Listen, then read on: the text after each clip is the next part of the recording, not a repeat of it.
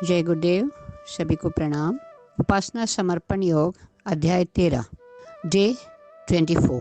आत्मा उन्नति के इस यात्रा में गुरुदेव आगे जो लिखते हैं, मानव जगत का अधिकांश भाग इस कारण अधोगति को प्राप्त हो रहा है कि उसे जो कार्य संपादन करना चाहिए वह नहीं करता। सबसे बड़े दुख की बात तो यही है कि पूर्ण परिपक्व और बुद्धिमान होकर भी उस मार्ग का अनुसरण नहीं करते जो कल्याणकारी है और जो जीवन में सुख की वृद्धि कर सकता है। यहाँ गुरुदेव यही बताते हैं, पूर्ण परिपक्व किसे, जैसे जो पढ़े लिखे हैं, कोई अगर जानकारी नहीं है, कोई कुछ गलती करते हैं तो फिर भी समझ लेते हैं कि भाई वो जानते नहीं हैं, हम उनको समझा सकते हैं। लेकिन समझदार होने के बावजूद, ज्ञान को अर्जन करने के बावजूद बुद्धिमान होकर भी उस चीज़ का अनुसरण नहीं करते जो अपने पथ के लिए कल्याणकारी है। थोड़े से मोह के चक्कर में फंसकर नासमझ लोग अयोग्य कार्यों की ओर प्रेरित होते हैं और उन्हें ही सुख का मोल समझकर अपने भीतर सिमटी दुबकी हुई जो आत्मा बैठी है उसे भूल जाते हैं। इसी ऐश्वर्य और भोग में जीवन की इतिश्री कर देते हैं। इसी भोग विलास में जीते जीते जीवन को ही खत्म कर लेते हैं। कभी सोचते भी नहीं ये मानव जीवन अमूल्य है, इसे हमें मिला है तो हमें क्या करना है। कभी गहराई में उतरकर आत्म तत्व पर विचार नहीं करते। मनुष्य की इस विडंबना को, इस मूढ़ता को क्या कहें, जो बड़ा ज्ञानी होने का दावा करता है पर जानता खुद को भी नहीं है। सारांश यह है कि जहाँ जड़ पदार्थों के संबंध में आज लोगों ने खूब उन्नति की है, वहाँ चेतन पदार्थों के संबंध में वह अभी प्रारंभिक अवस्था में ही है। विज्ञान ने भौतिक एवं मानसिक जगत को रूपांतरित कर दिया है। इसका प्रभाव मनुष्य पर गंभीर रूप से पड़ा है, क्योंकि आज जो भी कार्यक्रम बनाए जा रहे हैं उनमें मनुष्य की मूल प्रकृति पर विचार नहीं किया जाता। यही कारण है कि भौतिक विज्ञान तथा रसायन शास्त्र ने परंपरागत जीवन प्रणाली में विक्षिप्त रूप से परिवर्तन ला दिया है। मनुष्य की सर्वांगीण उन्नति की कसौटी पर ही विषयों का चयन किया जाता तो अधिक बुद्धिमत्ता रहती। आत्मज्ञान ही वह प्रक्रिया है जिससे यह समस्या का हल निकाला जा सकता है। अब विज्ञान इतना आगे बढ़ चुका है, हर सुख सुविधा साधन उपलब्धि है और मनुष्य पीढ़ी दर पीढ़ी आने वाले आगे सभी यही समझते हैं, इसी को हमें ध्येय करके इसी के साथ हमें जीवन बिताना है।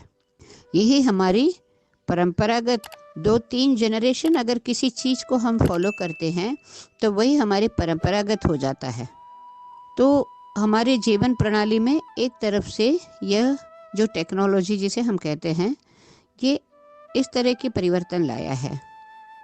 तो हम एक इंसान का कसौटी उसके आधार पर करते हैं, लेकिन आध्यात्म विज्ञान से भी कई गुना ऊंचा है।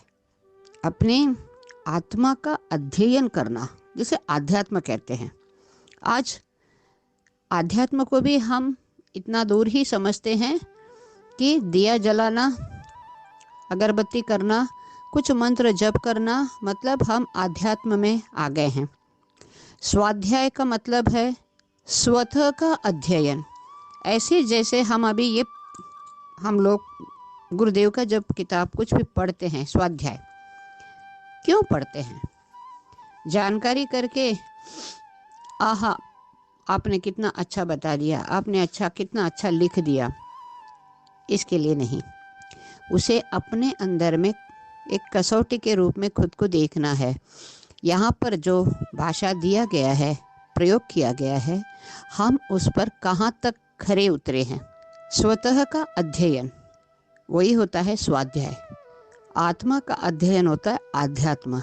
हम ये दोनों जगह अच्छी किताबें पढ़ना स्वाध्याय है, वहीं रुक गए।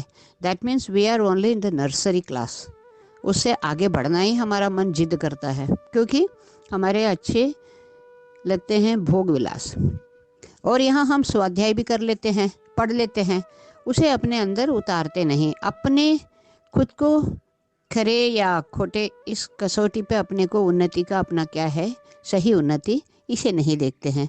तो हमारी स्वाध्याय यहीं पर नाम मात्र हो जाती है, आध्यात्म भी वही नाम मात्र हो जाती है। तब जाके हम ये सब करने के बावजूद पतन की तरफ जाते हैं, वो शांति हमें अनुभव नहीं होती है। तो आत्मज्ञान ही वो प्रक्रिया है। गुरुदेव यहाँ इसको जोर से कहते हैं कि आत्मज्ञान ही वो प्रक्रिया है जिससे हम सही मनुष्य का उन्नति को अपने ला सकते हैं कि ये सही मार्ग पर है कि नहीं। इसलिए वेदों में भी यही कहते हैं कि समृद्धिवान बनो, मगर आज हम चाहते हैं धनवान बने। धन एक वैसी चीज है, धनवान बनना अलग है, समृद्धिवान बनना अलग है। समृद्धि में आपको धन, यश, कीर्ति, वैभव सभी आती है, क्योंकि आपके अंदर देने की गुण बढ़ती है। जब हम देते हैं तभी गुरुदेव कहते हैं जो देता है वो देवता बन जाता है। जब देते हैं, देवता कैसे बनते हैं? मरकर अमरत्व नहीं प्राप्त करना। देवता बनना मतलब हमारे अंदर की देवत्व गुणों को हम बढ़ा लेते हैं। और जब हम देते हैं तब हम लेते नहीं, तब हम प्राप्त करते हैं। किससे? वही दैवी शक्ति से हम प्राप्त करते हैं। जितना देते हैं उससे बहुगुना हम प्राप्त करते हैं। तो यही गुण है स्वत्य अध्ययन का, आध्यात्म का। बाहर की वस्तुओं का ही अवलोकन ना कीजिए। यह भी सोचिए कि शरीर के भीतर कैसे विचित्र हलचल चल रही है। आहार पेट में जाता है, फिर न जाने कैसे वह रस, रक्त, मांस, अस्थि आदि सप्त धातुओं में परिणित हो जाता है। कितनी हानिकारक वस्तुओं का भक्षण करते हुए मनुष्य जीवित रहता है। वह कौन सा विलक्षण अमृत है जो शरीर जैसी महत्वपूर्ण मशीनरी को चला रहा है। आप इसे जान जाएंगे तो सारे संसार को जान जाएंगे। उस आत्मा में ही यह संपूर्ण विश्व व्यवस्थित है। तेजो बिंदोपनिषद के 6 अध्याय में शास्त्रकार ने बताया है, आत्मानो अन्य गतिर्नास्ति सर्वमात् आत्ममयम जगत, आत्मनो अन्य न ही क्वापि आत्मनो अन्यतृणम नहीं। मतलब आत्मा से भिन्न कोई गति नहीं है। समस्त जगत आत्मामय है। आत्मा से विलग कुछ भी नहीं है। आत्मा से भिन्न एक तिनका भी नहीं है। तो इसे हम विज्ञान में बोलते हैं एटम, अणु। यही अणु और परमाणु से ही सारा संसार, प्रपंच, सारे जीव बनी हुई है। तो फिर हम अलग कैसे बने? हम कैसे ऐसे सोच लिए हम सबसे ऊंचे हैं, हम सबसे अलग हैं? हम तो वही हैं जिसने हमें बनाया, जिसने हमारा हाथ थामा। हम तो वही हैं, उन्हीं के अंश हैं।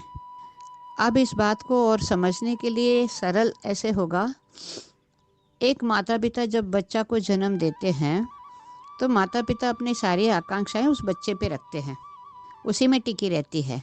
वह बच्चा आगे चलकर माता पिता के अनुसरण नहीं करता तो माता पिता गुस्सा कर लेते हैं। गलत करता है तो पीट लेते हैं, उसे पीट देते हैं। लेकिन क्या हमें जो इस जगत में भेजा, जो हमारे माता पिता है, क्या वो नाम मात्र त्वमेव माता च पिता त्वमेव बोलने के लिए है? उनका अनुसरण हमें नहीं करना है। ये सोच अगर हम लाते हैं तो फिर वो तो हमें पीटते नहीं।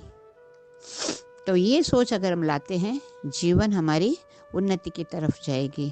तो आइए आज हम सही स्वाध्याय जिसे जीवन में उतारने वाली और आध्यात्म को अच्छी तरह से अपने जीवन में आगे लाने के लिए माँ भगवती से प्रार्थना कर कर आज का स्वाध्याय को विराम करते हैं।